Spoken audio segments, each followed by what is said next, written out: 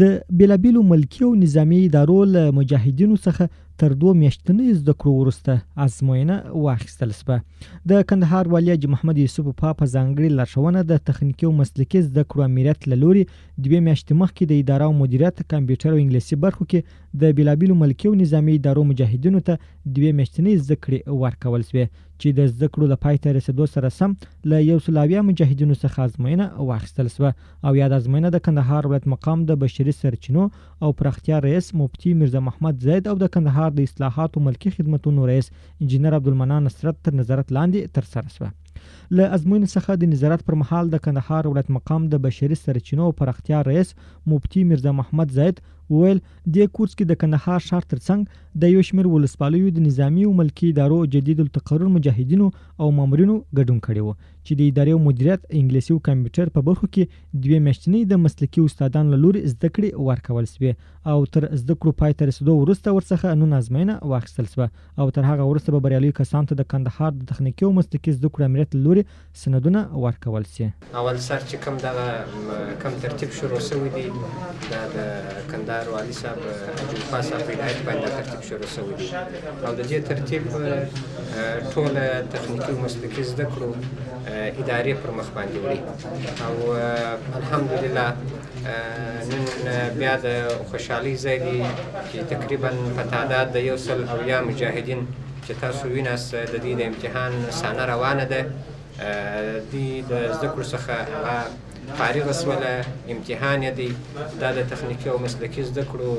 هغه د ادارې هغه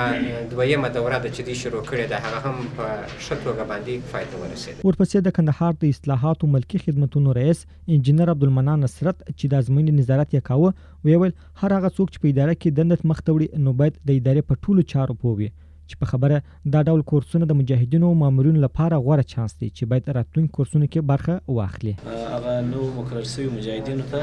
دلته کورس تایید شو تر څو د مدیریت او د ادارې په برخه کې دوی زده کړې ترلاسه کړي،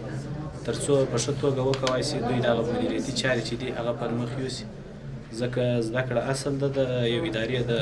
مختبرونو لپاره چې دوی باید په هغه د ادارې په اصولو باندې پوه شي چې په ادارې کې کوم اصول باید دوی ترسره کړي. همدارس په کورس کې ګډونوالو مجاهدینو د ازموینې پر مهال لومړی زیاته خوښي وښودله او مننه وکړه چې د مسؤلینو له لوري ورته دا ډول زده کړې ورکول شوې. دلته موږ 2 میاشتې درس ووایه، دغه درسو په موده کې مو ډېر څه زده کړله، که درته وایي د هغه څخه لکه مدیریت څنګه کولی شي چې یو اداره کنټرول کړو، د هغه رقم د انګلیسي په بخش کې مو ډېر څه زده کړه او د کمپیوټر په بخش کې مو ډېر څه زده کړله.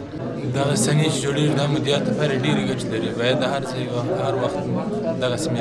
سیمینارونه هر ځای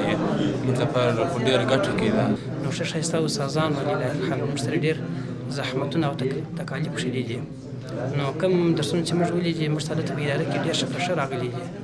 او په دغه کې په کوم چې موږ عملیات کړي دي په عملیاتو کې ښه راغلي دي، په هر څه ارګان کې د حکومت کې په هغه موږ ډېر ښه په شکل.